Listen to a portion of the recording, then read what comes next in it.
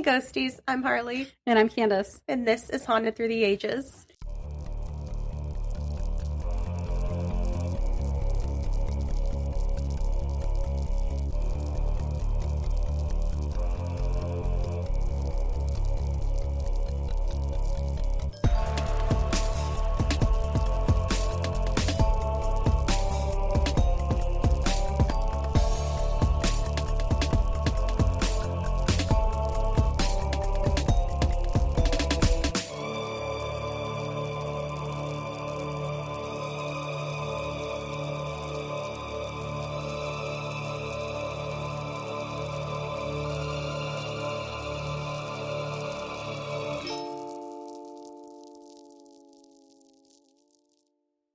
I just did my best Theo Von accent, so and then as the countdown's going, I see your finger. You're like a producer.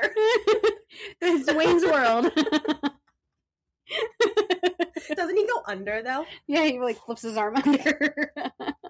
That's so funny. We've been social little Sallies this week for the past couple weeks, and I, for one, am exhausted. I need 3 to 6 months recovery time. I had to play Candace catch up. Take a week off, and people. I feel like I was missed. Sorry, I was drinking. You were missed. You were. Absolutely. Joe came to me right before I was getting ready to leave. What did he say? He said he must have been in a mood, so he's like, make me laugh. The pressure. Yeah, right. You're like, I don't even have a partner in crime right now. I stepped on my own foot and made myself trip. That was the same reaction. I said, and then Harley doubled over and laughed. I was the witness. It was hilarious. He was like, I'm so bummed I missed it. I'm like, if you would have stayed around 50 more seconds, you would have seen it. My left foot wasn't ready to cooperate, and my right foot feels nothing. So the right foot stepped on the left foot to get it going or something, and I almost face planted. I laughed so hard. You couldn't hear me. It was a silent laugh. She so looked funny. Over at me like, what the hell did you trip on? So I just kicked air because it was a flat surface. Like, stupid thing. Dumb place for that. You. Stupid place for that thing. Why am I in my way? I literally went to turn around and my foot literally was just planted to the ground. Like, no, it's not time. Not yet. No, it's time. We gotta go. I love that he came to you to make him laugh, though. It's what I do. Mm-hmm. I know. I told Doug about that. I was like, you know how you told me earlier that you were saying how all of us are the reason that, like, yeah, you survive the day-to-day. I was like, well, Joe also said the same thing and said, Candace and I just keep him entertained, and basically he'll keep us around forever. He tells me, Joe tells me he's got he's got a bad knee, so his knee's all wonky and stuff when he's walking, mm-hmm. and yeah, every once in a while he'll just trip on a flat surface. Like all of a sudden, one leg grew longer than the other. Yeah, it just he's like, I really did want to be tall, but I was kind of hoping both legs would do it at the same time. That's so funny. So, I wrote something down for you today. Oh boy, I laughed so hard. Was it something I did? So, no, it was something Logan said today. Oh, that fucking dick. Smart ass. So I was in the back. Sorry, I'm crinkling paper right now. I gotta eat a cough drop. Shocker. At least you're awake for this one. She falls asleep with cough drops in her mouth. I don't know how many more times I can tell you this. I don't want to get a phone call that you're dead because you choked in your sleep. I'm a teeth clencher, first of all. Don't care. I'm always clenched. And it like implants itself and grows, like, I don't know. It becomes a part of your inner cheek. It's literally like my cheek grows over the top of it and holds it secure like a little pillow pack. And you wake up in the morning like... My only concern is like it's gonna, I try to get the sugar-free ones, but these Ricola ones don't have sugar. They're not sugar-free. Uh-huh. So all of the sugar is literally just sitting and planted on one tooth. Like, yeah. And so far, it's not been an issue. The dentist is like, everything's fine. It's perfect. Da, da, da. Just don't choke on your cough drops while you're sleeping. Perfect, did you say? Don't I know it? I know, right? So today I was with Logan, Dick, and Dave, and Doug. I don't even know how this topic got brought up. I genuinely cannot remember, but we were talking about balls. Oh. And seriously, I cannot remember. I wish I could. But I started laughing about our conversation yesterday when you and I were laughing about when guys, and we all know this happens, Yes. get their balls stuck to their inner thigh Bat wings. when it's hot out.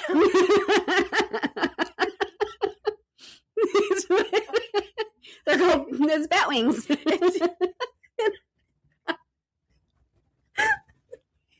was telling them that we were talking about that yesterday. Ow. How'd that feel? It hurt. She just knocked her knuckle on the table. Yes, she did. My ring Not me. stabbed me. Not me. So I was telling them about it. I was like, you guys all know what happens. And Logan just goes, oh yeah, the summer sidestep. I died. He called it the summer sidestep. And I'm like, is that a thing? Or did you just come up with that? He's like, no, I just came up with it. He's so good with, he's so quick-witted with alliteration. Oh my God. This kid drives me crazy. Hold on, I have to write that down. I have to tell Candace later. I wanted to come out and tell you so bad, but I'm like, I have to wait for the podcast. I'll wait till later. It was so funny. I forget who started it. I don't know if it was Matt making it up or whatever, but it was Matt was the first person I'd ever heard him call them bat wings. It's bat wings when the you know the sack sticks to both sides. It spreads out like bat wings. What a thing to happen. I mean, they're already gross anyway, but do we have to give them adjectives? Now they've got a whole move. The summer sidestep. I told you I watched that Kevin James stand up, and that's how he got. That was how he would, talk about when guys get a wedgie or whatever. That's how they do it. They just, they stretch their leg out to get it out. So funny. Oh, it's hilarious. I'm tired. Same. But also, I'm still mad at Logan. You guys, you're around all of them old people, and he had to come out to me to ask about what do I do for old people pain. To be fair, I told him to. I didn't know if he was serious or not. I'm like, I don't know. I'm ibuprofen. He was complaining about the weather because Michigan has had the most ridiculous weather today. It's like 1,000% humidity. Oh my God. In the 80s, it was raining and storming. And then it was sunny, and then it was cloudy, and now it's kind of sunny again, and I think more rain is coming. I don't know. So we're just a hot mess. Thanks. And him and I were talking, and he's like, do you, when the rain's coming, because we were talking about how you can smell the rain when it's coming. I'm like, oh, I love when the smell of rain, except by a lake when it's fishy. But other than that, we love the earthy smell of rain. And he's like, and you can feel it, too. I'm like, I don't really feel it. Gets really heavy in the air for me. Well, he said in his joints. Oh, you can feel the heaviness. Yeah, I get that. A lot of people do that. They start swelling up in certain parts of knees or their fingers or whatever. Yes. Everything starts to kind of swell up and hurt. So he said he was in pain, he was hurting today. He's like, I can feel the rain. I'm really sore. I'm like, Candace is old as fuck. Go ask her what to take. And he laughed it off. I'm like, no, seriously. No, I'm serious. Let's go. I'm like, I'm coming with you because I want to see if she's going to swing. And so I made him go do it. It was funny. I can't. I mean, first of all, he's too adorable to swing on, but I will. Oh, I know. You'd break him. Heed this warning, Mr. Logan. You come to me about more old shit, we have problems. It's so funny. Coming from his, 7-year-old self. Mm-hmm. He's a youth. I was just thinking, he can't be 7 because according to my granddaughter, I'm 7. You are, well. I'm holding up well. I preserve. I'm like fine wine. At 29, you're doing great. No, I don't. I'm 29 in January. I can't keep fucking track of this. You're 30 now? I'm 30. I just had a birthday. I'm aware. I remember that clearly. Well, now I lost my train of thought. Thanks for that. I was going to say something now. I don't remember. Probably wasn't even witty.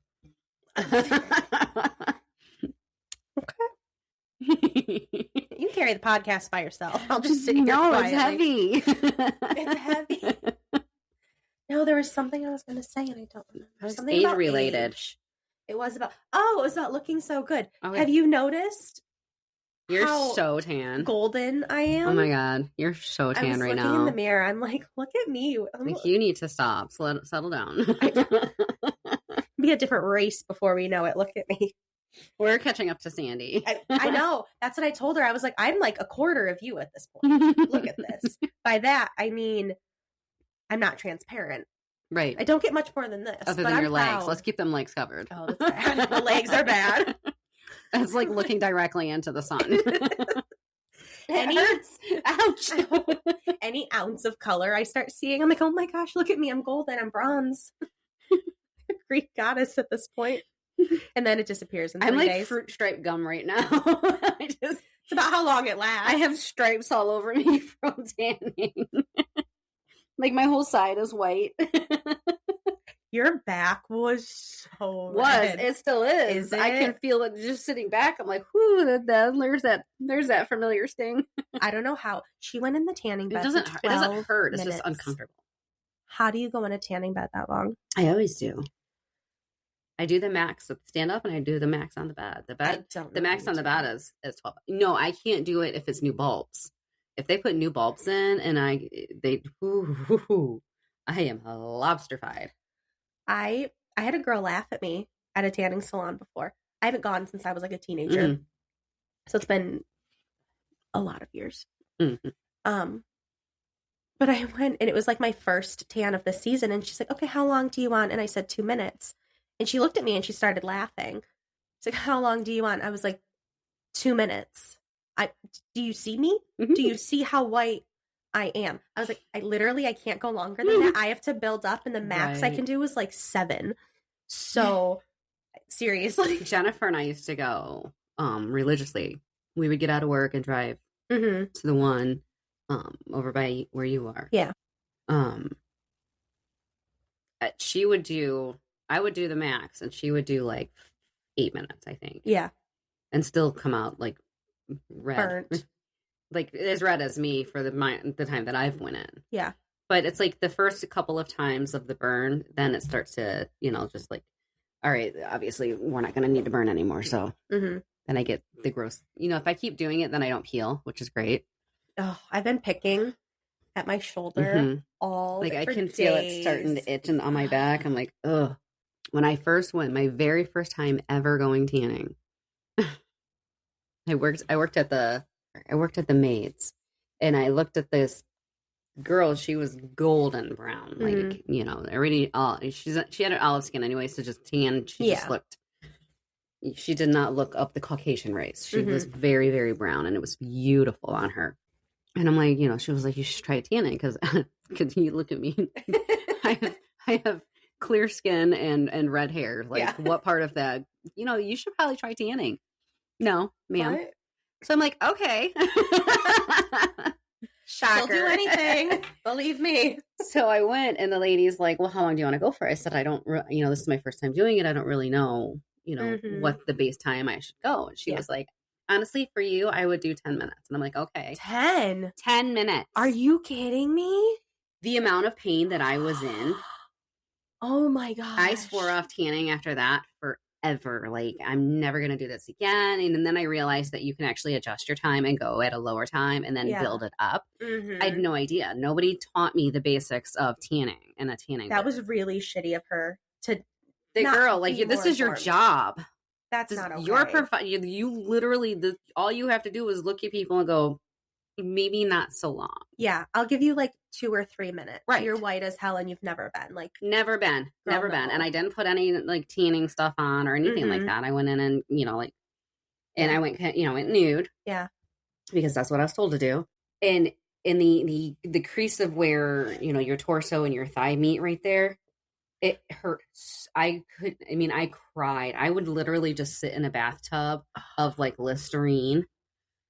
Because that's back in the day, we always used Listerine to help bring out the sting of Oh, of a burn. that was Now before they my have day. like dermaplast or whatever it is, like the Yeah. real stuff. But Oh back my in the day, it was gosh. like aloe oil, like aloe, Yeah. not oil, but because it's Yeah. It's like a gel. yeah, Yeah. and Listerine. It was like always Listerine. So I mean, I smelled minty fresh. I looked horrible. Like I looked as red as I am right now. Yeah. I was 10 times worse. I can't even imagine. Matt and I went out one night to the bar while I was still burnt, and I had to put pants on and a shirt. I cried my way through it. We're sitting at the bar, and like I'm like, I'm nauseous. I'm in so much pain. I'm nauseated. Like I have to go home. Like I have to take my clothes off. I cannot. I can't be here. I'm sorry. I can't. I'm not having fun. That makes me want to throw up because I know how bad I've had really bad burns. Like it was like a week-long pain. Oh. My God, it hurt so bad just to try and put clothes on. And then I cleaned houses, so I'm on my hands and knees, and it was. I was terrified to ever try a tanning booth again, but I did because that's what I do. That's wild. But again, I started off at a very low. But now I know that I can handle a 12-minute tan because I've been doing it for a number of years now. Yeah, it sucks right now because I'm itchy and pain, like it's not painful, it's just uncomfortable. But it's like, the familiar sting. Like I go in to use the bathroom and my freaking nails scrape down with my thighs real quick. I'm like, ow, ow, ow. I can feel it. Because I've been burned so many times. It's so funny, though, because my butt cheeks are like a heating pad. When you lifted up your shirt the other day, I'm like, not to expose anything but my back. It's fine. It was in private. Don't worry. Nobody's getting in trouble. It was in private at work. Shh, I don't need to know where. I was trying to cover you. It's fine. She was only slightly exposed. It's fine. No, I couldn't believe how burnt your back was. I'm like, oh. Yikes. Yeah, and that I don't even feel. Like, that's just a normal. Yeah. Like, I can feel it on my shoulders, but when you get the back suction. We've been talking about this. You all know when you lay in a tanning bed and you're sweaty. Anybody that has a little bit of chunky on them. I don't know. If you arch in there, I think even a skinny girl, it could happen too. I don't know. I feel like I'm like, am I doing something wrong? How come everybody else can look so cute coming up a tanning booth? I'm like, what am I doing wrong? Like when you lay down and you're so sweaty in there, and then your back like suctions in the sweat. It's like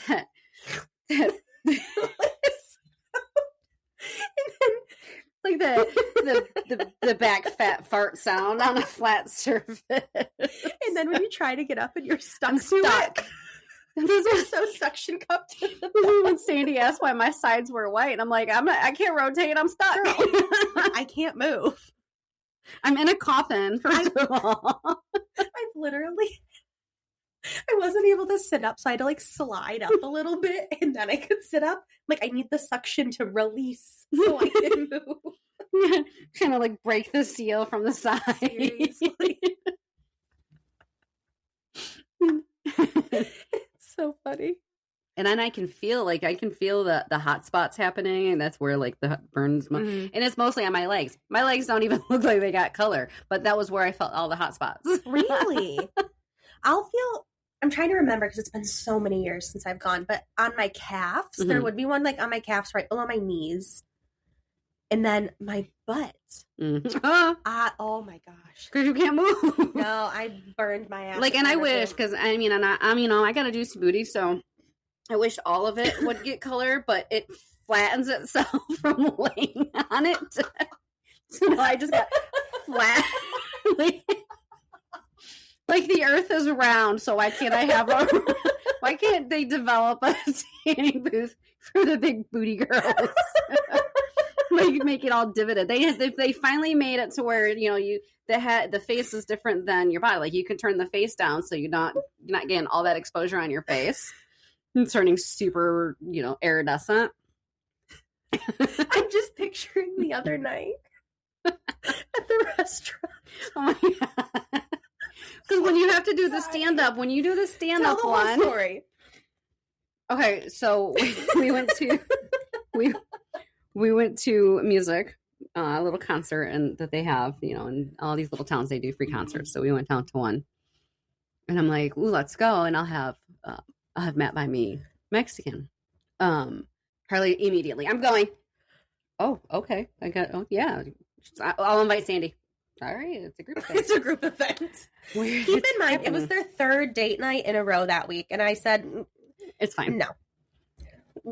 Group event. We're fine. We don't have solo date night. There's always somebody with us when we're out, whether it be the server that's a friend of ours or, but, so they got to the restaurant before we did, I was under the impression that we were getting takeout and going to go sit down. Harley cannot just get takeout and leave. No, that's not going to happen. It's not going to happen. You can't. Where are you going to sit? You didn't even have chairs. No, Sandy brought chairs for us. Again, you can't do the takeout thing. Mm-hmm. You didn't have the capacity to sit. Plus, she has her little baby boy there too, and he's a boy. Oh my, he's such we're laughing because he's so messy. He's not messy. He's a boy. Yes. Like he's goodness. supposed to be. Anyway, so they, they sit down and eat. I go in and I order my takeout. So I'm entertaining them. I'm the table side entertainment while they're eating. She had a hula hoop and like something to juggle in Vegas. And it's not a very large establishment. So, I'm, knocking drinks over on everybody else's tables. And well, the server came up behind me with their tray of food and everything as I'm demonstrating how you do a stand-up tanning booth. So she is arms up, ass out, just leaning, crouched in. I got the divot in my back, like I'm arched in my back. My back. This like is her valley. Just to make sure that so because if you get folds, you got to stretch everything out, and you look like you're skiing of some form. We needed the full effect in the middle of the restaurant. Stretching. He stops behind me, tries to figure out what the heck I'm doing as I nearly knock the tray out of his arms. He's just like, girl, it is so busy right now. I need you to just get the fuck out of my way and not knock this entire tray to the I was ground. just trying to find the less busy corners just to wait. I was dying. Everywhere you went, there were people, and I'm like, oh, look, there's no people over here. Let me demonstrate my acrobats. It's the most Candace thing you can possibly do. In this tiny, busy building, where can I be? Where can I flail my body the most? If there not be some type of disaster. I think they hurried up and cooked my food faster at that point because she brought it over to me and just put it in my hand. She did. Here, you can go now. Adios. We're just standing there staring at her. Dance, monkey, dance. Got my symbols. There is nowhere we go where we're not going to have a good time. Mm-mm. There really isn't.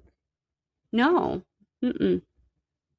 I don't think we've recorded since our outing with Sandy when we all went out to dinner. Mm-hmm. In my knowledge of her speaking in Spanish that I had no knowledge of. Yeah, it was that night that we recorded last time. As soon as we were done, we came back here and recorded, I think. Yeah. So we probably talked about it then. Yeah. I don't know if we talked about that, though, with her Spanish-speaking ass. I was literally like, I'm so attracted to you right now. I'm just like, I think they're talking shit about us.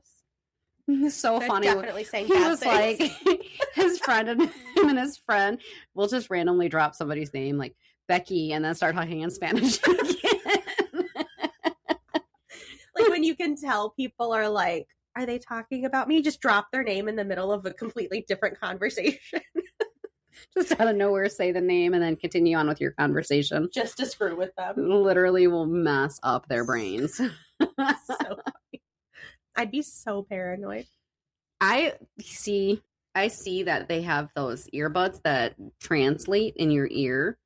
They make those. What? But now I'm afraid to get those because what if they are talking about me? What kind of a freaking shit show am I going to make? If I, because I'm so girly, I go and get my mani-pedi weekly. You're so demure and feminine and quiet. Can you take care of my Franken foot, please? Don't talk about my scar. It makes me uncomfortable. And that's when they start talking about my scar. So the scene you would make. If anyone's going to make a scene, it's Candace. I'm kicking foot water in this lady's face. I'm kidding. She's tasting my feet. I feel like no matter where you go, there will be a scene. Intentional or not. Like, it's just going to happen. I can't leave a grocery store with Matt without him going, oh my God, you're going to get me into a fight. I can handle my own. I can take a hit. Trust me. Got hit the other day. Thank you very much. Took it like a champ. Shit. Oh my gosh. Butthole. Calling me. Why are people calling me with numbers I don't know? Oh, I'm getting so many calls, but it's people that want money. Probably. If I had it, I would give it. Believe me. If you are not privy to be existing in my phone, I'm not answering a call. So don't call me with an unknown number because I'm not going to answer it. I don't care. If your name's not in my phone as a contact. Don't answer people whose names are That's in your true. phone. That's true. So your point's invalid. I'll tell you that right now. Sometimes I do. I did. My sister called yesterday. I answered it. It was Thursday because we were getting ready to head out. And she wanted to call me to, I don't know, bitch. Well, we've all got to do that. Don't you dare. Uh-oh. You see his little shaved butt? No, I didn't even notice. Do you have a shaved butt? He's like, listen, lady. A little sensitive about that. He's leaving the room. You made him walk out. Poor thing. Look at his little shaved butt. Why do cats, when they're walking away, look like women in high heels? Like the way their hips go, it looks like they're wearing heels. Sashay. They really do. Well, I know for Bob, it's because, you know, the gravitational pull. So I'm like, that's gravity. He's got to shift the weight from one side to the next. When we had our party on Saturday, I was present. Yes, you were present. Present and accounted for. Some people didn't make it. I've been socializing so much. You're welcome. Also, when we went out to the music in the parks thing, yeah, I said, there's a place down the road from you that does music in the parks, and they do kids things, and you were like, that sounds very people-y. No, thank you. And the minute I said, I'll have Matt get me Mexican, because food is involved. Well, yeah. And it's your favorite food. Uh-huh. Actually, no, it's cuter because it's more so your son's favorite. He loves it. Yeah, Mexico. Can we go to Mexico? Sure, we'll go to Mexico. Like, if I would have said we're getting pizza, she probably would have went, no thanks. Oh, I would not have been there. Have fun on your date. But them enchiladas. I'll take an enchilada. So, I don't know if it's supposed to have peas in it, but Matt's had a pea in his. Why would there even be peas in I the don't building? know. He was eating it. He got all the way to the end and found a single pea. Oh, that's so funny. It was so mad. He was like, well, he wasn't mad, but he was like, and I was like, you're welcome. He's like the princess and the pea. How did you find the pea? I want to ask him now, like, what do you use peas for? Is there peas in your enchilada? Have you ever had, I don't pay attention. I'm not sifting through my food when I'm eating it, but. That is so funny. He hates peas. When Sandy and I went back and we got the churros later, because Bubby just ate his that night, and then I didn't have any. And then last night I warmed one up. So good. They were so good. Did you just heat it in the microwave, or did you put it in a toaster oven to get it crunchy? No, I just threw it in the microwave for a few seconds, but Sandy had one last night too. She didn't have any that night either.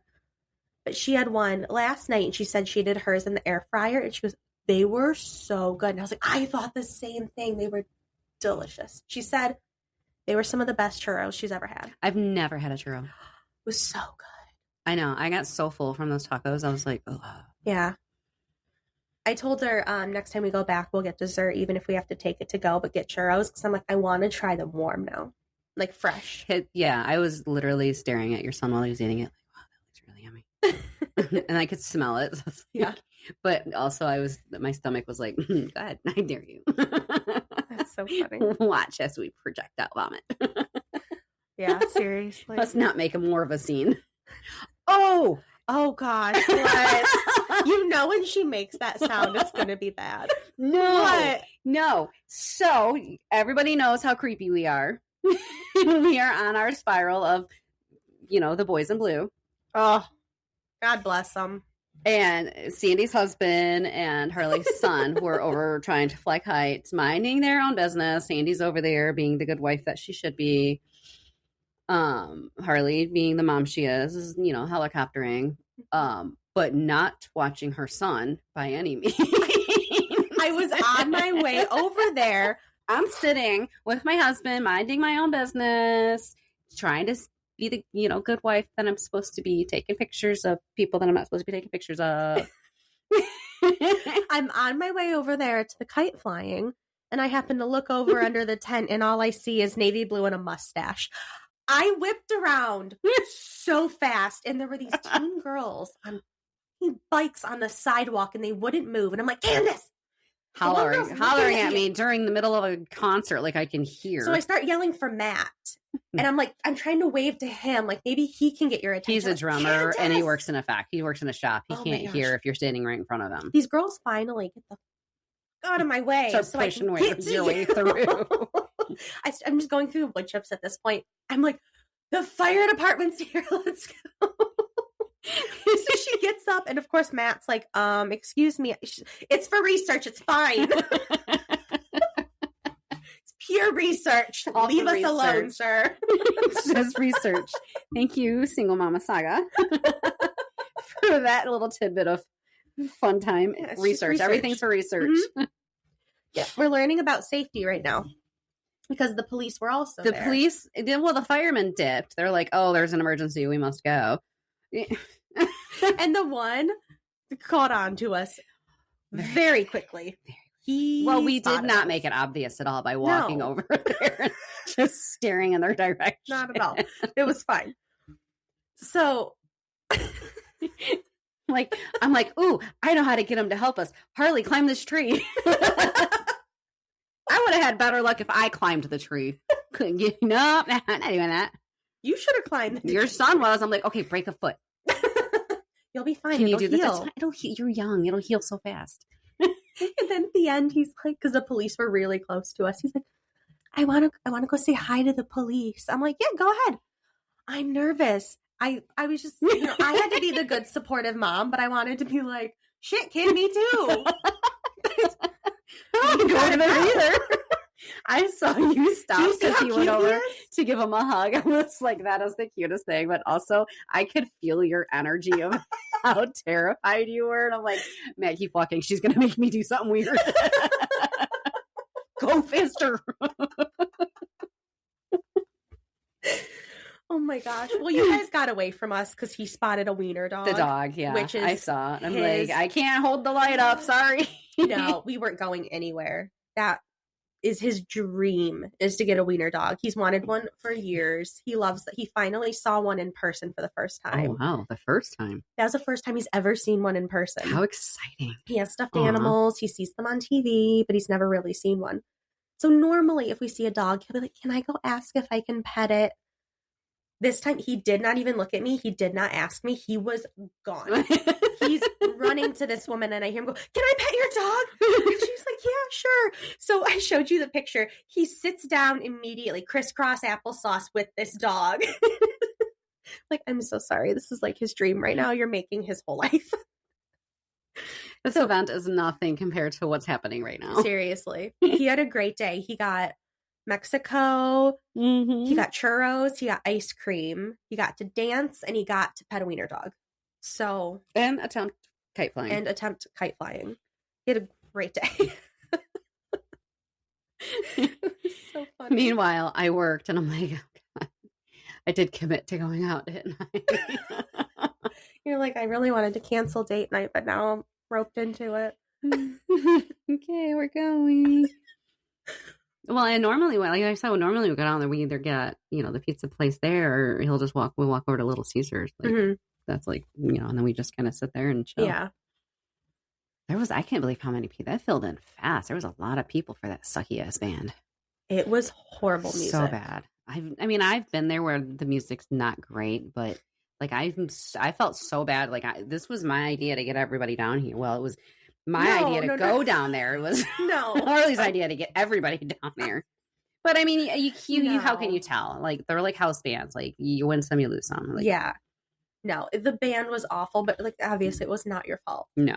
I can't control the fact that she sucked and her voice was atrocious. I was talking to Justin about this.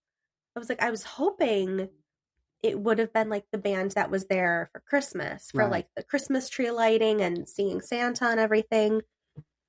Because the woman who was singing was so good. She had that deep, raspy. She might be one of the shows. I mean, because if you can look it up and see who's playing next, like next week. And I think next week is like, rock country or some type of country something. I don't know. Both kinds. Oh, okay. I think we chatted a lot. Look at the number, but it's not. It's like 36. So we've probably talked enough. Sorry about that. Well, I mean, we did miss an entire week. Sorry, Barb. Sorry, John. Sorry, guys. Sorry, Seth. Sorry, all of our longtime listeners and our new listeners. Sorry. Sometimes we just have to miss weeks. People get sick. Life gets in the way. Sometimes our kids are homesick from school. Sometimes I lose power. Things happen. But believe me, if it bothers you when we don't post, just know there are people who get very angry with us. And make sure that we know it. Yes. So they are doing that for you. Yes. Promise. We are made to feel the guilt. They are doing all of the guilt work for you. They really are. I like how it always gets to be blamed on you, though. My sister's so done with your lame excuses. I'm so sorry. Mother of the year over here. I did prioritize my kid over the podcast. I'm sorry. My bad. So we have part 2 of the Lizzie Borden series today. And I say that because we're supposed to be ending it today. However, we are not. There's going to be a part 3. And that was not intentional. And I really, really tried to cram everything into this one to be done with it today. But if any of you have ever actually looked into the Lizzie Borden case, you could do an entire podcast. Like every episode, just the whole podcast about Lizzie Borden and the case, because there is so much to it. So, next week will be only the hauntings. This is wrapping up the theories and suspects. I'm just catching up on yours and Sandy's banter. Yeah, that group chat's I didn't realize popping. Her car lost her air. Well, get out of your car then. Like, why are you in a hot car? Duh. She's gonna love when she hears that. Get out. And get out of the car, Sandy. Get out of the car. Right on the hood or something. I don't know. Be a hood ornament. Sit on the roof. It's fine. It's fine. Everything's fine. So, starting with the theories, I couldn't get a whole lot of information on it, so it's really short. But the first one is from writer Victoria Lincoln, who proposed this theory in 1967 that Lizzie might have committed the murders while in a dissociative state. So basically just being kind of out of your mind, and then you snap, usually from like trauma or stress or something like that. Or she was undiagnosed bipolar of some form. But what's weird, though, is she never did anything else. The rest of her life was so quiet, and there wasn't a pattern of things, which is strange. So I thought I'd mention it because it's out there. People talk about it. I mean, it could have just been, inflicted because of what her father had done to her, or the stepmother being so cruel. She finally had enough and checked out. Speaking of which, our next theory is that Lizzie was allegedly, we don't know anything, so I'm not pointing fingers, but that she was physically and sexually abused by her father, and that the abuse drove her to kill him. There's little evidence to support this, but incest is not a topic that would have been discussed at the time. So I don't feel like that's necessarily incest. That's just more assault. Yeah. Like, yes, they're family. It's sexual for sure, but also a molestation. Yeah. I feel like that's the bigger issue here is the assault. And also, so they didn't talk about it at the time, and then the methods for collecting physical evidence would have been very different. Right. So there would be no proof. The next theory, which you and I actually talked about earlier today, is that Lizzie committed the murders after being caught in a tryst with Bridget Sullivan, the maid, aka Maggie. Oh, that's right. I forget she had a nickname. Mm-hmm. So mystery author Evan Hunter, better known as Ed McBain, in his 1984 novel Lizzie, elaborated on his speculation in a 1999 interview that Abby had caught Lizzie and Bridget together and had reacted with horror and disgust, and that Lizzie had killed Abby with a candlestick, which makes absolutely no sense if you've seen her face. But I thought it was definitely confirmed it was an axe. I mean, it looks like it was. Yeah. So she made a confession to Andrew when he returned home, Lizzie, but then killed him in a rage with a hatchet when he reacted exactly as Abby had. He further speculated that Bridget disposed of the hatchet somewhere afterwards. Because that's another thing we'll see a lot, is that people seem to think Bridget was much more involved than, even if she didn't actually do anything, but that she covered some shit up. I believe it. So, well, in her later years, Lizzie was rumored to be a lesbian, but there was no such speculation about Bridget, because that's who people think she was, hooking up with. And Bridget, we're actually going to get into a long article that I have about her life, which is really interesting. But she later married a man she met while working as a maid in Butte, Montana. Bridget died in Butte in 1948 and allegedly gave a deathbed confession to her sister in which she stated that she had changed her testimony on the stand to protect Lizzie. And really quick, I wanted to tell you too, I did start, I haven't finished it yet because it's long, but I did start that 8-episode series with Rip and Christina Ricci. Okay. Well, I think Christina Ricci's in both. She's in the movie and in the series. So I saw that there was a movie of the same name and that she did both. Yeah, they're both in there. The one has Kristen Stewart in it.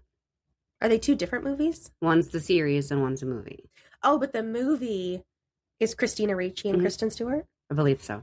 Oh, okay. Unless she's in the series. I don't know if she's in the series or not.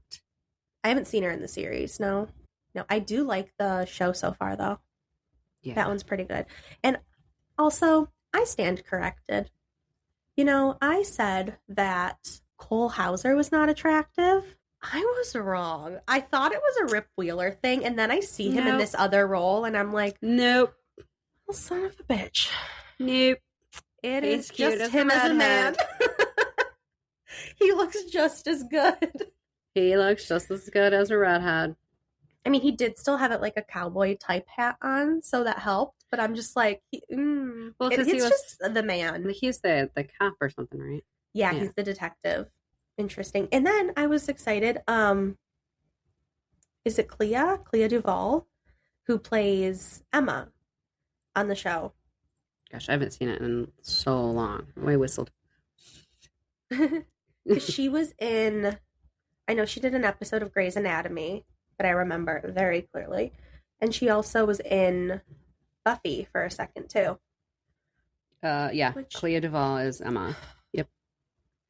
Which also, speaking of Buffy, one of the many reasons I cried, I was going to text you about that, too. Anthony had died yesterday, which when I saw it, I don't know why it hit me. I cried about 4 different things yesterday, and I was very emotional. I don't know why.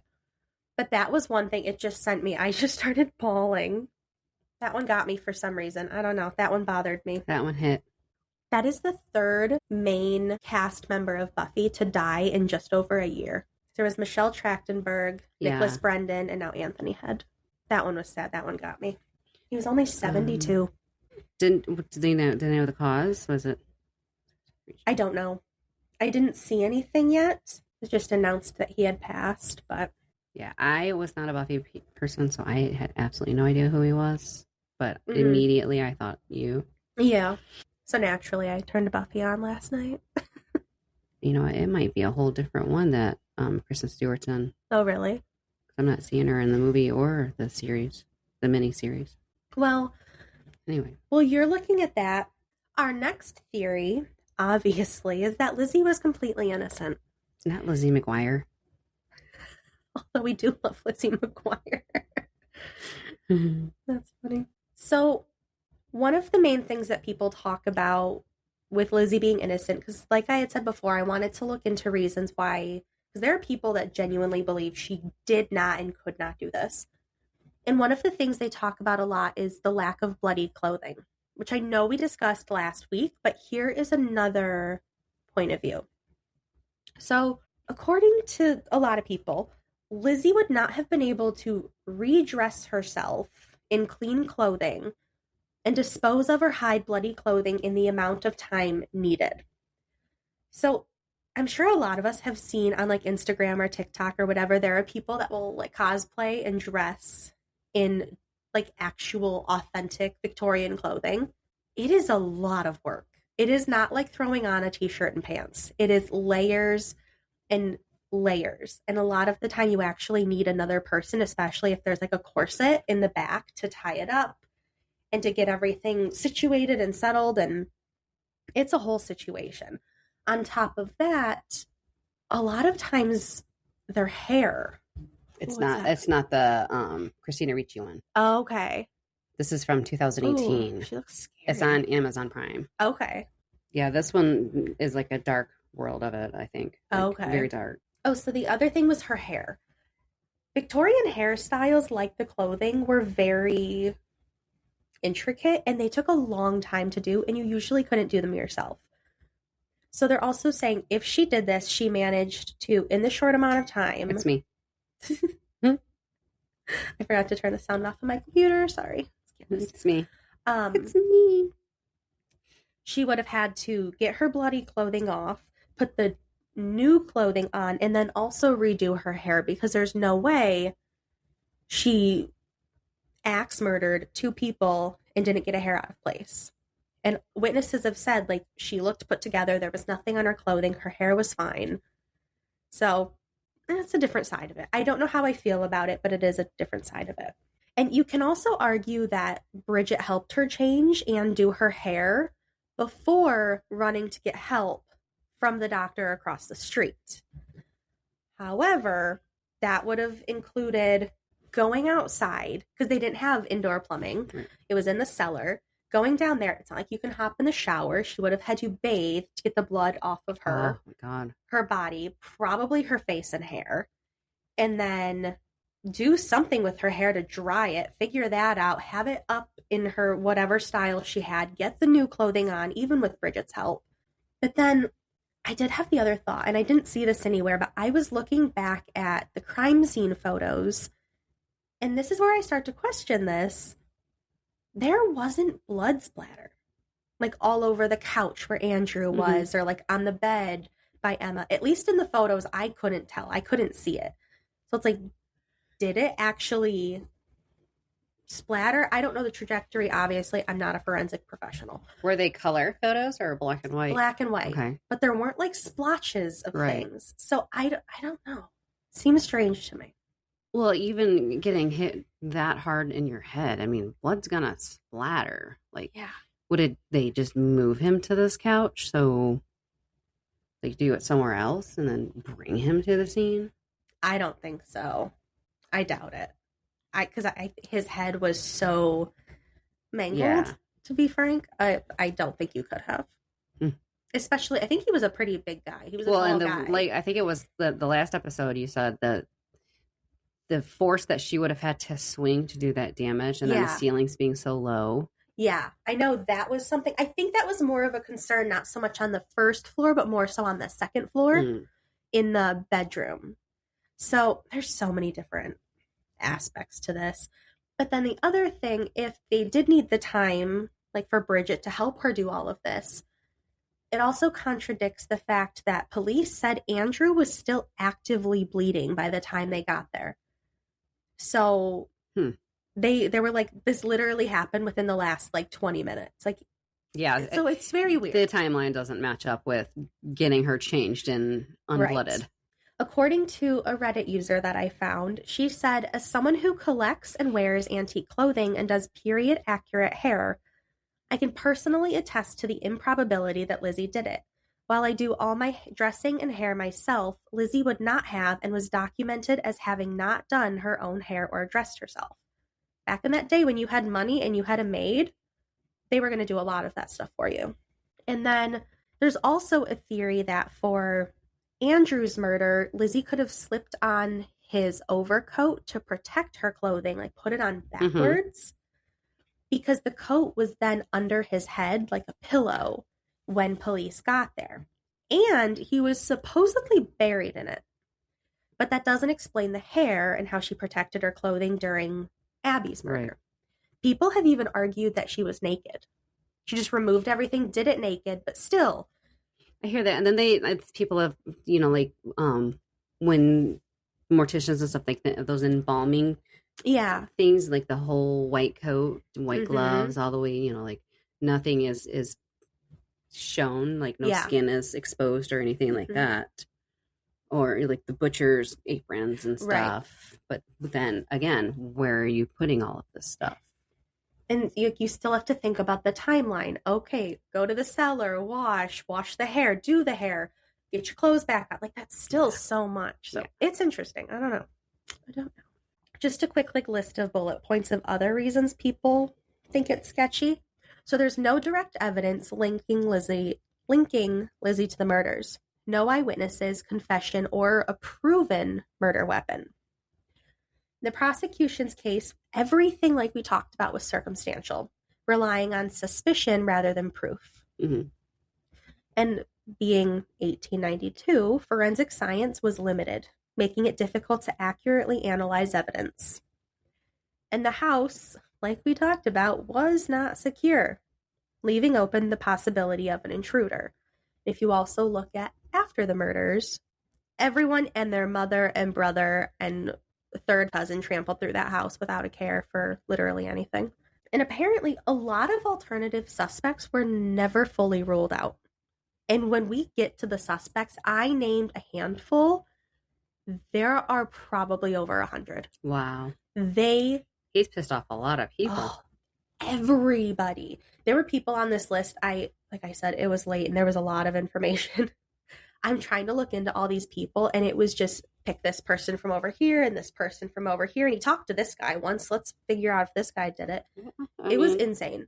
And then witness testimony was inconsistent, creating doubts about the timeline and events, which makes you question everything. And then the burned dress that we talked about last week 2 weeks ago, could have been stained with paint, as the defense claimed. That one I question, because what the hell was she painting? But also they would be able to tell if, like the forensic science even then could decipher the difference between paint and blood. And then people also try to claim it was from her menstrual cycle. But then why is it down the front of the dress? Why is it on her chest? Why did you splash yourself with it? Who's doing that? I understand getting it on your dress, especially back in that day, but on your chest and probably the shoulders and the abdomen, like your whole, that doesn't your make bottom sense. Area would have more from sitting. I'm confused. If it was like a spot on the tush, I would get it. But... Totally get it. Even in the front, sometimes, mistakes happen. I get it. The other places I don't really get. Haven't had that issue before. Why are you dumping this on yourself? You're not Carrie. It's just sketchy. So her unusual behavior after the murders, people claim may have been a reaction to shock rather than guilt. Which, to be fair... that crime happened in such a small town. Well, just with her being so chill about it, which that part I get a little more because people do, and I know you and I have talked about this, being, the strong ones. Well, understand that, this might be her trauma response, too, from being so, who knows what happened, allegedly abused, for so many years. She's probably almost at peace with, thank God it's over. Right. Totally a possibility. And then there's people like you and I have talked, because we are these people, who, when something traumatic happens or shit needs to be handled, we don't get emotional No. about it. As emotional as I am in the moment of something bad, I have no emotion. No. I'm like, turn it off. Let's get this handled. Yeah. And I know I use this example because, like, my mom's the same way. And when we had a family member pass who she was extremely close with, but she was the one who didn't cry. She didn't show any emotion. She didn't get upset. She's like, I have a funeral to plan. I have people to take care of. I have companies to call and bills to cancel, like all this stuff to do. So she didn't break down until way later. Yeah. Like, it comes, but in the moment of it, you're just so wrapped up in Right. the reality of it, having shit to handle. So who knows? People handle grief differently. So you can't really, it's hard to judge how people react. Also, do we fault her because, oh my God, she didn't break down because her sweet, ever-loving daddy died? Come on. Right. Oh, her stepmom that was not kind to her. Aw. I don't know. I wish we had more answers. This one's so frustrating. And then lastly, there was no clear motive that was ever conclusively established. We have a slew of maybes, but that's about it. Now, suspects. Like I said, the list was insane. So I literally just handpicked some, and we're going to cover them. So the first one, people called him the Wild Man. That's all we know about him, is he's the Wild Man. So that's very open-ended. Mm-hmm. According to the Lizzie Borden House website, during Lizzie's trial, several witnesses stepped forward to describe strange people that they had been seeing hanging out around the Borden house in the days leading up to the killings. 2 men who lived near the Bordens saw a man sitting on the sidewalk close to their home the night before the crime. When they tried to speak to him, he didn't respond, but he didn't appear drunk either. I love how that's, back in the day, that was just the assumption. Like, he's drunk. He's rolling home from the bar. It's insane. It's funny how that same line never, ever gets old or dies. Because it's still accurate today. Can't splash your head hurt. You hungover? No, actually, I'm just feeling really bad because of the weather. But thank you. Who said that to you? Everybody always. I get that question all the time. Oh, that's funny. I'll come. Ryan will come in, and I'm just not in the mood to have a conversation. Mm-hmm. I'm just like, hate being here. Don't want to be here. Da da da da. Yeah. What's the matter? You hungover? Actually, no. Didn't drink. Thank you. I don't actually have to drink every single night. But now I wish I had. Thank you. But also, I mean, I get a break soon. That's funny. So 2 other townspeople confirmed seeing he's described as a pale young man. We might be related. Sandy, that's one of my cousins. Cousin. Who had a strange air to him near the Borden home. One man said, one woman, it was a woman, said she even saw him leaning against the Borden's gate post the day of the murders. While these strangers no doubt sowed some doubt into the jurors' minds, the account of a farmer really cemented the wild man theory as having some legs to it. 12 days before the murder, this was after the murders. 12 days after the murders, a farmer said he was in the woods 4 miles outside of town. He heard a man repeating, "Poor Mrs. Borden," to himself 3 times. The farmer, who only spoke French, attempted to speak to the man but received no response. Then the man picked up a hatchet that he had next to him and shook it at the farmer. The farmer shook his own axe. It's just like 2 men shaking axes at each other. Can't understand a word each other's saying. Just shaking. That image makes me laugh. And this prompted the mysterious man to jump over a wall and disappear into the woods. When he fled, the farmer noticed specks of blood on his shirt and immediately contacted police about the bizarre incident. After hearing all of this, the jurors were told the next day to discard this testimony, as it was too far after the murder. But it's impossible to truly unhear something as interesting as a hatchet-wielding man in the woods. And some believe that this wild man theory played a large role in Lizzie being found innocent. I personally believe it had absolutely nothing to do with her innocence, but she was a rich woman. The end. That's my theory. Now, more about Bridget Sullivan. So, Bridget was 25 years old when she was working as a maid for the Bordens. Many believe that while she may have not murdered her employers herself, she was an accomplice to Lizzie. Many point to the fact that Bridget, was resting on the third floor during the time of Andrew Borden's murder on the first floor. He no doubt was screaming. She didn't hear anything. That's coming from an article, and I'm going to disagree with that point. If he was hacked directly in the face, I don't know if he could get a scream out. No. Because face, brain, I mean, it was right. If you look at the crime scene photos and you see like the huge part where his skull is literally gone, is right there. I feel like I don't think he even knew what happened. I think he died so quickly. Like, I don't think a scream would have even happened. So that one I don't question. So yeah, no. I think that's an invalid point. And they do add, or what about when Abby was hacked by the hatchet 19 times an hour earlier? This one I understand a little more because it was reported that Bridget was outside washing the windows when that happened. But also keep in mind, like nowadays, people have their podcast playing. They have the TV on in the background. There's cars driving by. Like there's more quieter noise. back then. Then it was silent. Mm-hmm. I feel like you would hear the thudding of somebody getting hacked to death right inside. Yeah, and if she was hit from the front first, from the back first, and they said, if I remember correctly, Abby they thought was hit in the face first, that she was looking at her killer when she was hit. So she could have belted out a scream because she knew something was about to happen.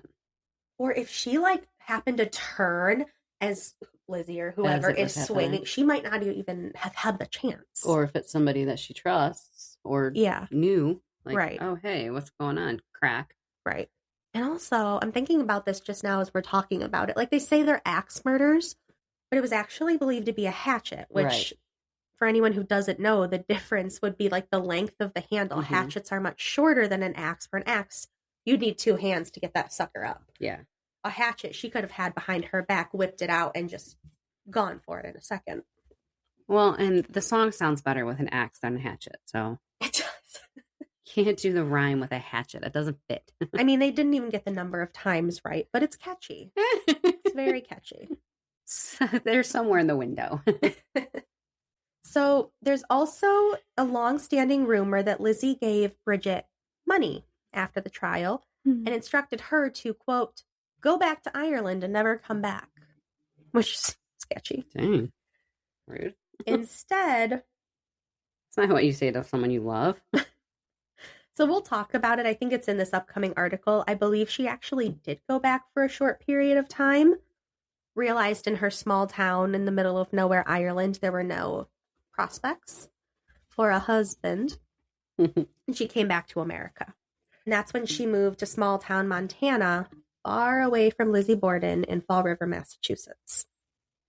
For the rest of her life, the majority of people in Sullivan's life had no idea she was connected to the infamous Borden murders. You need to prepare yourself. I do. This is such a long article. I feel like absolute crap. So if I miss out on like cutting out a cough or a sniffle or a throat clear, I'm sorry. We're both sick and nasally, and so bad. You guys, it's awful. So you got to deal with it. You got it. This article is from AnacondaLeader.com because I believe she was in Butte. I think Anaconda was the actual town she was in. Mm-hmm. So this article says, the Irish maid who was destined to be the chief witness at Lizzie's trial resided in Anaconda for 45 years, and she probably took the secret to her grave. Her name was Bridget Sullivan.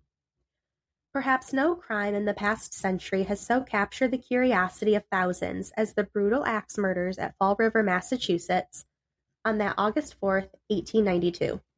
There were only 2 people besides the victims at the Borden house that day. The daughter, Lizzie, was there, and the 25-year-old Irish maid, Bridget. Bridget is believed to have moved to Anaconda in 1897, and she married John Sullivan in 1905. They lived at 701 Alder Street. It's intriguing that Bridget lived in Anaconda nearly half a century and kept her secret so well. Even the few who knew she had worked for, quote, someone in the East who was tried for murder, end quote, failed to realize her close affinity to the crime of the century. How did the Irish maid come to settle in a remote smelting town in Montana? Why did she never talk about the murders? Why did Lizzie reportedly have her lawyer give Bridget money and have him instruct Bridget to go home to Ireland and never return? These are questions still to be answered. Y'all are so chatty. My phone, I'm over here trying to read this. My phone is blowing. Right now I'm up to 14 text messages. My phone is nonstop blowing up right now. Gosh. I'm busy. I'm trying to do a job. That's what we're talking about, how professional you are. Oh, thanks so much. You won't. God, Sandy, you guys are just like nonstop right now. Goodness. You're welcome. Anyway, Bridget lived 81 years, and about 6 years before her death, she went to live with a niece, Mary Sullivan. The niece, one of 3 who lived in Butte, was the mother of Anaconda's deputy sheriff, Tim Sullivan. Bridget died at the county hospital in Butte in March of 1948, and her money was distributed among the nieces for the most part, Deputy Sullivan says. He believes his great-aunt left about $15,000, not an untidy sum for those days considering Bridget's walk in life. However, the deputy's sister, Agnes Holm of Butte, doesn't think Bridget left that much. My mother got the largest share, she recalls, and it seems like it was about $3,000. Mrs. Holm describes her great-aunt as having been tall, bent, and she used a cane. I love the bluntness that people used back in the day. She's bent. She's tall and bent. I will knock you out. I'm going to put this cane somewhere. Talk about me like that. You're not going to have any teeth. She remembers Bridget talking about a woman for whom she worked by the name of Lizzie Borden. That didn't mean anything to me then, because I was just a high school girl when she lived with us, Mrs. Holmes says. Besides, she never mentioned any murder. She probably wouldn't. Those who knew her during the many years she lived on Alder Street remember her as a kind and sweet woman, and they refused to believe she knew anything of the brutal crimes. Some investigators contend that Bridget had to have helped. However, few believe that the timid 25-year-old woman could have been enticed to wield an axe again and again until 2 victims were bloody masses, maybe messes, I don't know. But many do think that Bridget was less than forthright at the trial, and that she wasn't paid a sum of money just because tight-fisted Lizzie liked her. It's argued that Bridget stood outside on a ladder washing windows that awful morning, and that she was looking straight into the house. They further argue it would have been almost impossible for her not to have heard or seen something suspicious. Certainly, Bridget failed to give a true picture of the tense feelings that existed between Lizzie and her stepmother, Abby Borden. The stepmother was recently portrayed on TV as a mean and spiteful woman, but some who knew her have written that Mrs. Borden was quiet, shy, and afraid of the haughty Lizzie. So, who knows? Bridget had a girlhood friend who had migrated from Ireland to Butte and whose name was Minnie Green. I would have loved to have been a girl in the early 1900s named Minnie. How precious is that? It's so cute. I just love it. This is Minnie. Hi, Minnie. Thanks. Toward the latter part of Bridget's life, while still living in Anaconda, she became seriously ill. She sent word to Miss Green that she wanted to see her because she had something to tell her. The story of that meeting is related in several publications, but perhaps most clearly in a book written by Victoria Lincoln, who lived next door to the Bordens at the time of the murders. So she knew all of them. Jesus. Sorry. That's my reminder to send an email that I have to send, so we're going to push that off and reset that. It's time to get up. My alarm just went off to remind me to do something later, and it just scared the shit out of us. Sorry. Wake up. Ooh-wee. It's time for farm farm chores. Anyway, in A Private Disgrace, which is the name of the book, Miss Lincoln claims that the visit between Minnie Green and Bridget was described to a Butte librarian by the name of Minnie. By Minnie. On the occasion of the visit, Bridget told Minnie she had worked for the Bordens at the time of the murders, a crime about which Minnie knew nothing. Bridget said she liked Lizzie and often took her part during troubles occurring in the Borden household.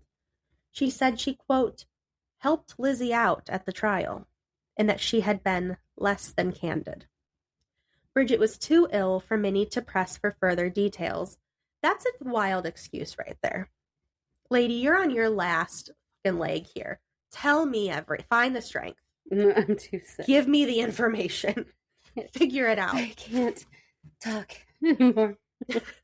We're going to talk. That's not an excuse. Let's go. And when she visited again, Bridget was feeling better and refused to discuss the matter. She was having second thoughts. She exacted a promise from Minnie that she would never reveal what she had been told. Mm-hmm. Minnie Green kept that promise until Bridget died. It was then when an old lady that Miss Green stopped at the Butte Library to obtain books about a real murder. It was on that day Miss Lincoln claims that Minnie Green told the librarian about her visit with Bridget. Many doubt that a stranger, perhaps a business enemy of Lizzie's father, could enter the gate, get through the locked front door, or walk around and enter the kitchen door without being seen by Bridget as she washed windows, or by Lizzie, who was inside. But if this happened, was the slayer so cool that he slashed to death Abby Borden, hid in a closet, and then calmly continued by chopping Andrew Borden to death? And even if there was a business associate so angry as to kill Borden, as Lizzie suggested, why would he tromp upstairs and kill innocent Abby first? Could two vicious murders be accomplished, all the evidence destroyed, without a single sound or act noted by Bridget? Why did both Bridget and Lizzie change their testimony between the time of the inquest and the trial? Victoria Lincoln describes the inquest in her book. Quote, all were questioned briefly except Lizzie and Bridget. Bridget got the works. She was called as first witness and was questioned from early morning until 4 in the afternoon. Almost twice as long as any other witnesses were questioned at that stretch. End quote.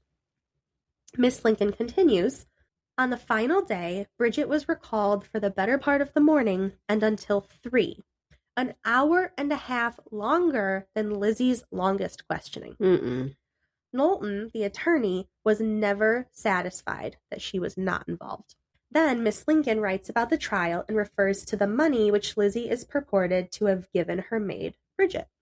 Alas, Miss Lincoln writes, I liked Bridget far less at the time of the trial in those fine clothes than I did when, shabby and shy at the inquest, she kept quiet for no other reason than her fondness for Lizzie, and a firm south of Ireland distaste for telling the authorities one more word than they needed to know. A silence worth selling raises doubts, and a silence sold rots the heart. I'm sorry, Bridget. Bridget spoke only once of the axe murders. Didn't she oft-times think about the tragedy? Say at night when she went to be in her little house on Alder Street? Did she turn the events of that hot August morning over in her mind? Or did she, in her heart of hearts, know? Bridget told Minnie Green, according to researchers, that she never told a single untruth at the trial. That was probably so, but what about the things she did not tell? Bridget went back to Ireland, as Lizzie's lawyer advised, but not for long. After a time, she wrote to Minnie at Butte saying she wasn't happy on the farm she had bought in the old country. But there were no young men as prospective husbands. When Bridget came back, she took a different steamship line than the first time she journeyed to America. She disembarked at New York and traveled straight to Montana. It may be true that Bridget never saw, heard, or suspected anyone. If so, then she found the deserved escape from notoriety. If instead she omitted or skirted valuable testimony, she wronged the butchered Andrew and Abby Borden and flaunted justice. Whichever, Bridget did live a wholesome life when she settled in Anaconda, and her neighbors respected and liked her. There's proof that Bridget could lie in a pinch. But so a check at the courthouse in Anaconda reveals that on June 20th, 1905, when John Sullivan and Bridget Sullivan applied for a marriage license, Bridget lied about her age. When Bridget testified under oath in court at Fall River, she said she was 26. That trial was in 1893. This meant she was born in 1867. She also said she had come to America 7 years previous, which would have been 1886. And she would have been 19 when she arrived in the country. She wrote her birth date, that June 20th in Anaconda, as being born in 1871. And even if that had been, she would have been 34, not 35 as previously recorded. The 1 year difference could have been an error, but it's doubtful that anyone that young would have been mistaken about their birth date by 4 years. In truth, she was 38 when she was married. And John Sullivan was only 37, so they think maybe she lied because she didn't want to be older than her husband, because back in the day that mattered. Well, I mean, in poor situations, I don't know what her situation was when she was born, but did they keep actual birth records? Maybe that's what her parents told her because they couldn't remember the actual dates. Maybe. Could you imagine? What a wild time. That's crazy. I'm like, I know. The date, the exact time, weight, like I mean, I couldn't tell you that of myself, but I know that of my kids. My kids. Yeah, absolutely.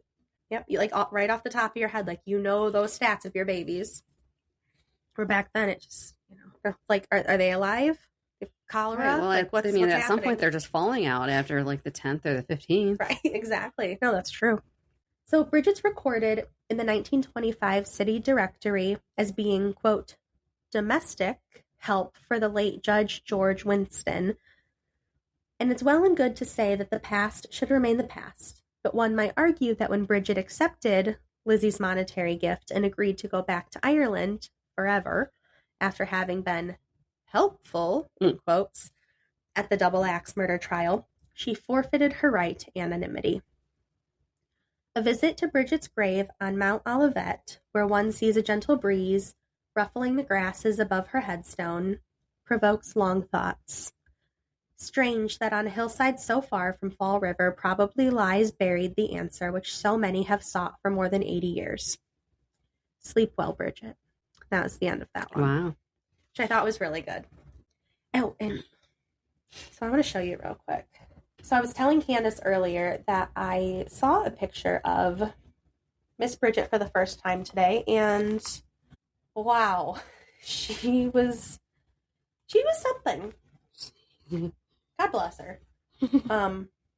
So I'm pulling it up for her now. Here is Bridget. She's something. God bless, right? Whew. Okay. There she is. She's not horrific. She's not by any means, but she's not, very masculine. Very. In the face. And then here, I just saw this. I didn't know this was out there. Here was one of her older, which looks much more feminine to me. But that was her as an older lady. But in the younger days, my oh my. And you know what? And it could always be just the way that they dressed her, or with her hair, or how many layers of clothing did you have on? But I mean, you can't get rid of that face. That's the face a mother loves. Only a mama could love. A mother loves. Because it reminded me. Because here's another picture for you. But also, she's not far off from what Lizzie Borden looked like either. Yeah. So with them crazy eyes. Those were some wild eyes. So the next major suspect, probably the biggest suspect, most people who don't believe it was Lizzie believe it was John Morse, who was the uncle who had spent the night before the murders. And I was telling Candace earlier that I found a picture of him, and I've nicknamed him Amish Abe, because he looks like Abe Lincoln, but Amish. And I'm about to show you why. Holy cow. Tell me I'm wrong. You're not wrong. I told you. He She needs didn't a top believe hat. me. Also, I was picturing his beard different. Like I was thinking like the Abe Lincoln beard, how his beard came down like this, but no. it goes out to the bottom lip. So it's a full bottom chin beard. It's a lip beard. Wow. Okay. Yeah, I'm getting it now. Amish Abe. There you are. She's on board. I see. AKA Amish Abe. I didn't want to forget my funny joke, so I wrote it down. When I make myself laugh, sometimes I write it down so I don't forget. That's hilarious. You're like, that's funny. I gotta tell people. That's exactly how I was this morning at 2 o'clock when I started. Oh gosh. At 2 a.m. when I jump on the group chat and I said something. Thank God, my focus was still on. I was cackling. I was up getting ready for work and I thought of whatever I said.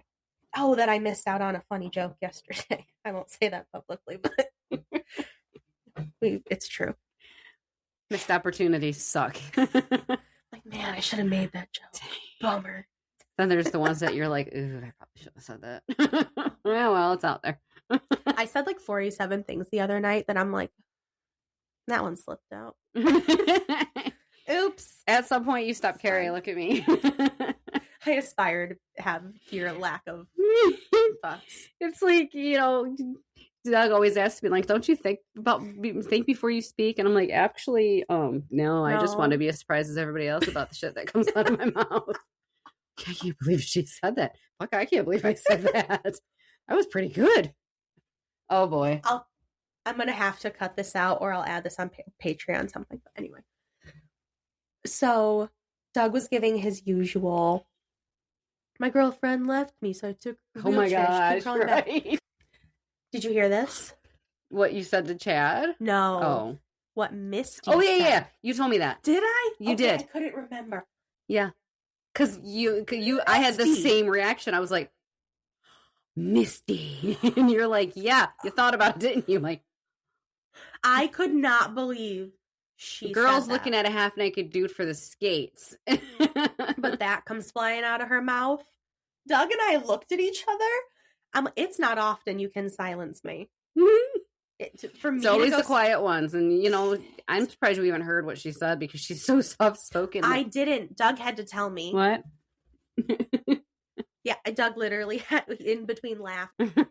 I was so proud of her. That's a good one. I was like, I'm glad she put on her comfort shoes and was like, yes. I can say what I want in front of these people and it's fine. She fully opened up and it flew out of her mouth. And I was like, if you make me go speechless, congratulations. That was really good. Wow.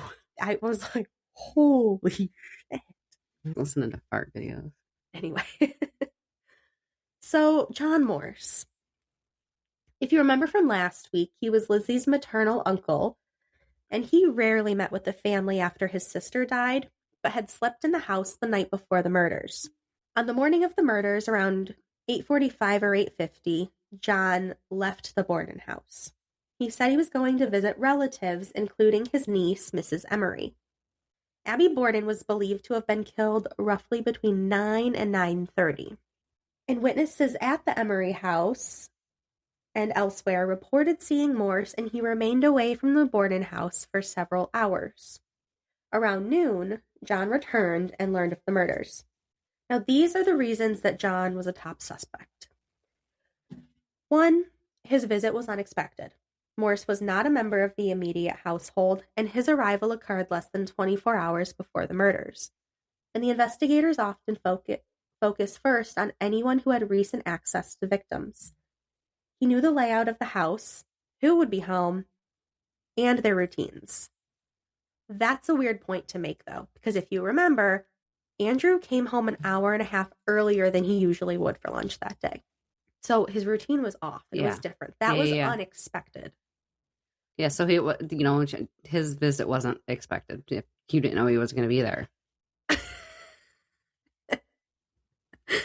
He's laughing down the hall. If they were going after Abby, that would have made more sense. But still, if they knew Lizzie and Bridget were home, I don't know. That seems weird to me. Something's a little, suspicious there. It's sus. Sorry. As the kids say. That one's probably dead in the water, too. I'll have to ask Brent. Well, my kid still uses it. He'll go, so sus. So John's alibi was remarkably detailed, perhaps too detailed. When questioned, he was able to reconstruct much of his morning in unusual detail compared with other witnesses. His story was investigated extensively, and significant portions were verified independently. So there were multiple people looking into this, talking to all kinds of different people, and then trying to come back together to put it all together. So it's just a mess. And then when John returned to the property, he entered through the back, noticed a pear tree, if pears sound familiar, ate one, according to him. But by the time he returned, things were already popping off, and there was a full investigation happening in the house. Plus, if you recall, one of Lizzie's many stories was that she was up in the barn eating pears. Mm-hmm. But, it was too hot up there. There was no tracks in the dust. It didn't make sense. But why pears? Because one thing we'll see, I don't know how much I actually get into it here, but there is a major theory. I was exhausted when I wrote this. I should have put more in here about it. But that Lizzie, John, and Bridget were all in on it together. So it's the weird pear thing that they both said. It's were you guys chatting and having pears? And oh, that's a good story. No, I was eating a pear. Pear date. I was by myself. It was fine. Mind your business. It was a group chat with pears. Sketchy. Weird. So some later writers suggest that he was acting, like Lizzie, unnaturally calm after finding out what had happened. And he even walked through the house and checked out the bodies with the police. Yeah, because they just let anybody in. And so he's wandering around. Just had to make sure they're still dead. Right? I got him right. People who believe Lizzie was not physically strong enough to do such damage know that John definitely was. He was about 60 years old, but he was very active and he was a farmer, so he was in pretty good shape. The strongest argument against Morse is that investigators spent enormous effort checking his whereabouts, and several witnesses did place him away from the Borden house during the murder window. Yeah, but what witnesses? Where were they hiding from to see where he was? Yes. If he was just out back eating pears. And also, he went to go visit one of his other nieces. Okay, so are we talking other people on the street? Because he was from out of town. He didn't live there. Right. So who's oh yeah, John Morse, I know him. He was over there at this time. You don't fucking know him? What do you mean? Weird. Yeah. So nothing places him at the scene of the murders, and there's no physical evidence, including blood, weapon, clothing, fingerprints, which weren't used yet, or eyewitness testimony ever connecting him directly to the killings.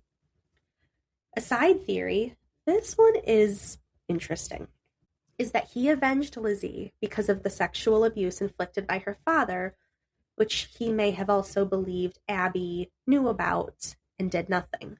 So I do think that's an interesting theory, though, if he thought she was being abused or knew she was being abused and then went after Had them. to go to protect her. Maybe, but they never, as far as I could tell, never had a relationship after that.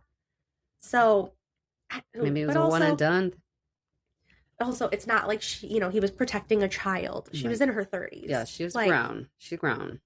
She's a grown-ass woman, so I don't know. So the next suspect is William Borden. There's a man named William Borden, supposedly, allegedly, suspected to be Andrew's illegitimate son. If you guys have seen, now that I've seen the first few episodes of the Lizzie Borden miniseries, William was a big part of it in the beginning. He came back looking to split the family money after they were killed. And he was noted as a possible suspect by author Arnold Brown, who surmised that William had tried and failed to extort money from his alleged father. Author Leonard Rebello, after extensive research on William, proved he was not Andrew's son. But I've also seen other sources claim he may not have even existed. I really don't know. The miniseries is rolling on the same theories as this that he did. Mm-hmm. Then we have David Anthony. So 84-year-old Ruby Frances Cameron of Cherryfield, Maine, made national headlines when she claimed that David Anthony, who wanted to marry Lizzie, killed the Bordens. However, it was a very long article, and I knew this was going to be too long as is, so I didn't include it.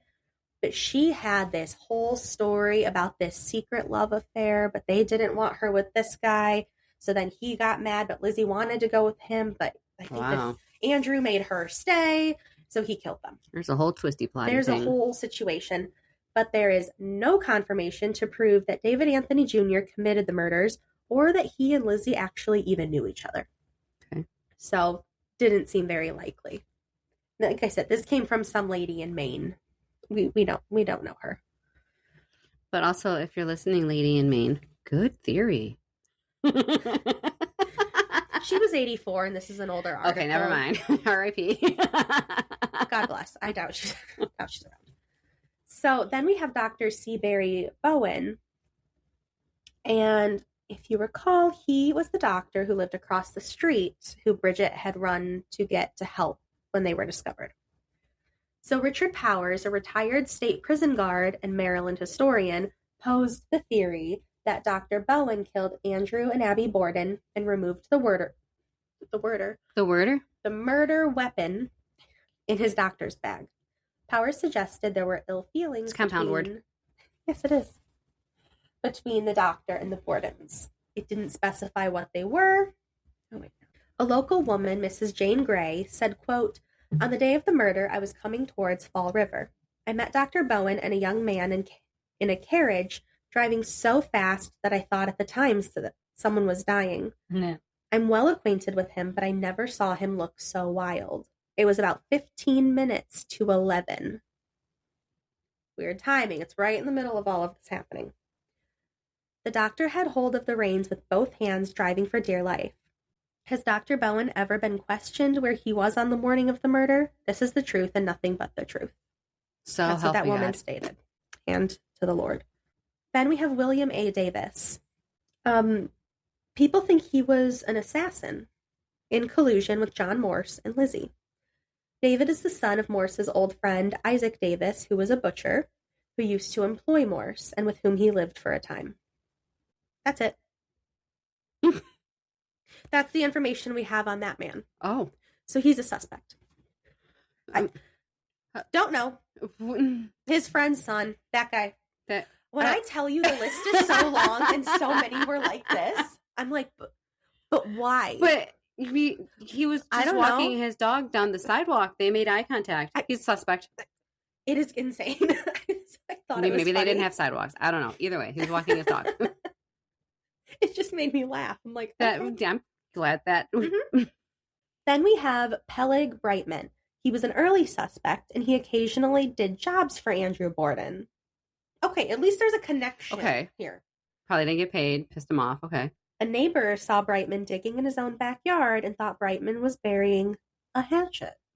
He was never arrested, and Brightman was never found to be connected to the Borden slayings in any way. I feel like that's a nosy neighbor. Did we dig up the backyard? No. Of course not. That's the neighbor that's out there vacuuming their lawn, holding the plug. Exactly. If that's not us, I don't know what is. And then we have Henry M. Carter, who had a dispute with Mr. Borden about rent and a water bill. Probably, I'm assuming, staying at one of the properties that he owned. And our last one, we talked about this very, very briefly, so you might remember the name, but Jose Carrero, I believe. Mm-hmm. He was arrested on June 4th, 1893 for the hatchet murder of Bertha Manchester. And so we had talked about him during the trial in the last episode. However, it was realized later that he could not have killed the Bordens because he didn't arrive in the U.S. until April of 1893. He was not here. He was unavailable. That makes him suspect. So, But anyway, that is the end of the episode today. When I tell you there was like at least 100 people who had ridiculous reasons I could have gone on forever, but those were the top Those are ones funny. that at least had semi-connections. Except for the random That that just you made just me had to throw laugh. in there. That one was funny. You were like, that's all. Like, wait, what? Yeah. Wait. The look on your face, you're like, huh? I'm waiting for more. That was it. So that's it for part 2. We'll probably be next time we come back. I'm making no more promises. Next time we come back, the next episode, we will aim for part 3 with the hauntings, or maybe we'll let Candace slip something in there. We'll see how it goes. It's sexual. But in the meantime, if you liked it, head over to Patreon. We have all kinds of bonus goodies over there. Part of this episode may have been cut out in the beginning because we talked for a very, very, very long time, and some of it may not be for the public. We'll see how brave I'm feeling. I mentioned no names. So head over there for extra content. Email us at hauntedthroughtheages@gmail.com if you have anything you want to suggest to us. Follow us on all social medias. Show. And we will see you next week. You said social media. Did I? Show. Follow us on social media. On the social media. It's been a very long time. It's been a very long day. It's been a very long couple. She's had me social and out in the world, and now I'm going to take a long vacation. I'm making her people. Ugh, people. We'll see you people next week. Bye. Bye. Hang on, I gotta figure out how to stop it now. They moved it.